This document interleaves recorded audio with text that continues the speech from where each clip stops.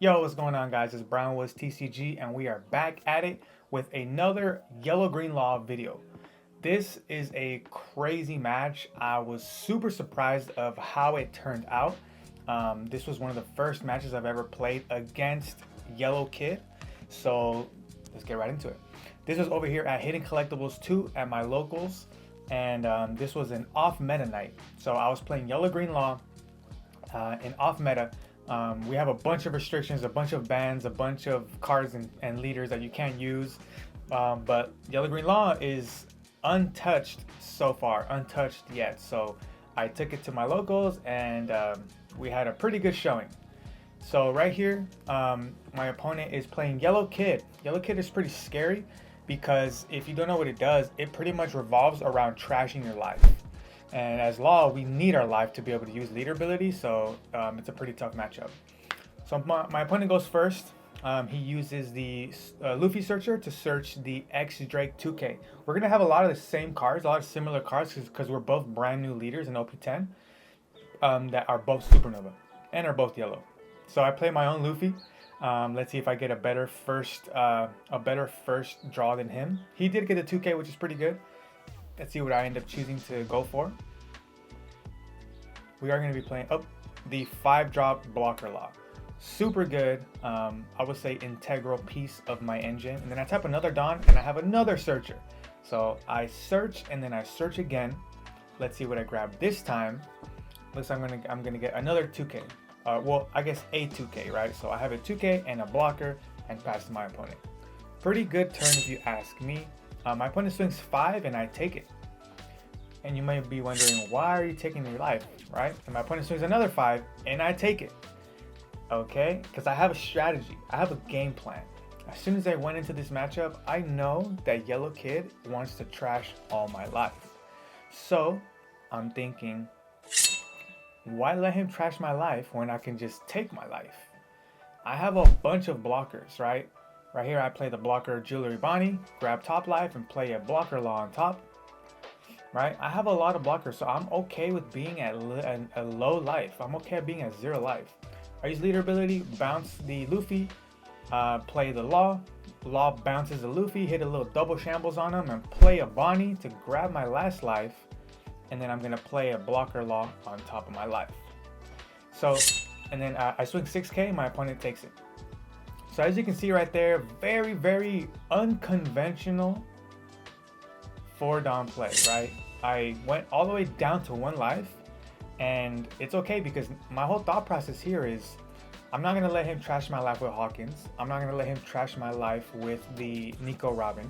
I'm not going to let him trash my life with his Eustass Captain Kid, 8 cost, right? So I'm going to completely negate those cards from his whole deck by just going down to 0 life.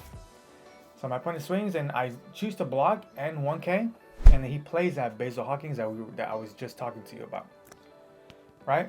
So my whole game plan is to just go down to 0 life and look for my 8-drop kid, my own 8-drop kid. So that was my one thought process, my one goal going into this game. So let's see what we end up doing here on our 6th Dawn turn. I tap 5 for Cavendish, restand 2 Dawn. Cavendish, an amazing card in this deck.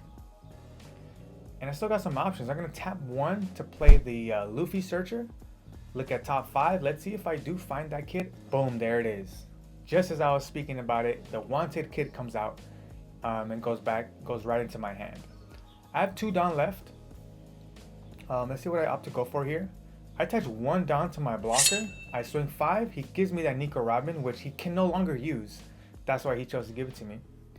I attach 1 Dawn to leader, and I swing 6K to lead. My opponent is gonna choose to take this life. Okay, so we're slowly cutting away at my opponent's life here. I use leader ability, bounce Luffy to hand, play blocker Law. Law is gonna bounce the Bonnie to hand, and I'm gonna play the Bonnie. And looks like I'm going to swing 6K to lead with my other blocker. My opponent gives me the X Drake and pass to my opponent. So we are at 0 life now. We ended our 6th Dawn turn with 0 life, which is our 3rd turn of the game. And my opponent can no longer attack or can no longer trash any of my life. So I can freely attack into this Hawkins and KO it and not have to worry about its ability. So my opponent swings 5k with Hawkins, I block, then he plays a 7-drop Law. And then he places a Kid on top of his life. Swings 6 to my Law blocker. And I believe he's swinging to life. And then I choose to give the Bonnie. I give the Bonnie instead of countering out of hand because I have a full board. I already know I'm playing the Eustass Kid next turn. So I need to clear space on the board to play it. Because I would rather use the blocker instead of having to KO my own blocker to play my Kid, if that makes sense. Just a little thought process for you. Whenever you have a full board and you have a blocker up, you pretty much want to use that blocker to create space for your next turn, as opposed to you having to KO something else. So I have a total of 8 Dawn. I swing 5 to my lead, or I swing 5 to lead, and then I play the Kid for 8 Dawn. Swing with Cavendish 6 to life, restand 2 Dawn. I'm going to attach 1 Dawn to Bonnie, swing 5 to lead. He takes that one. And then with my last Dawn, I'm going to put it on Kid and activate main to rest him, which activates his strong wall ability. So my opponent cannot attack into anything else except this Kid that's rested on the field. And if he chooses to do so, I have 2 blockers and a grip of cards in hand. So as soon as I put the Kid down, I'm chilling. I'm in safe territory.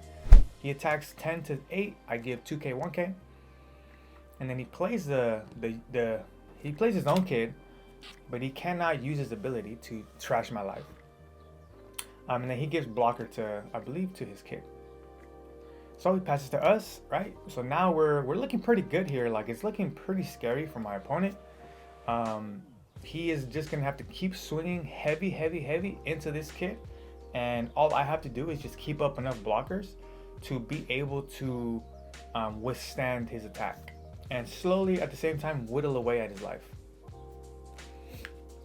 So it looks like just calculating it right here. I'm at a full 10 Dawn. My opponent is at 2 life with a blocker, 9k blocker. Looks like I'm going to swing, what is that, 7 to lead? My opponent takes it. My whole thought process here is I'm just swinging heavy. I'm trying to get this Cavendish to use its on attack ability in like a pretty unique way. So 8, 9, 10. So I swing 12 to lead. My opponent takes, bringing him down to 0 life. And I swing 6, 7, 8. I swing 10 to lead. My opponent is gonna block and go 2k. And then I use my leader ability to bounce Cavendish back to hand and pass. So the reason why I bounce this Cavendish back to hand is because my opponent is at 0 life, which means, and I have what, 4 attackers on the field. So I know that I'm going to push for game next turn. So the only way that I could lose here is if he wins this turn. If he attacks into Kid, kills Kid, and sends an attack to life, right? So I was like, okay, let me bounce the Cavendish, which is a 1k counter, back to my hand, just to have as much defense as I can to withstand this turn and then go for game next turn.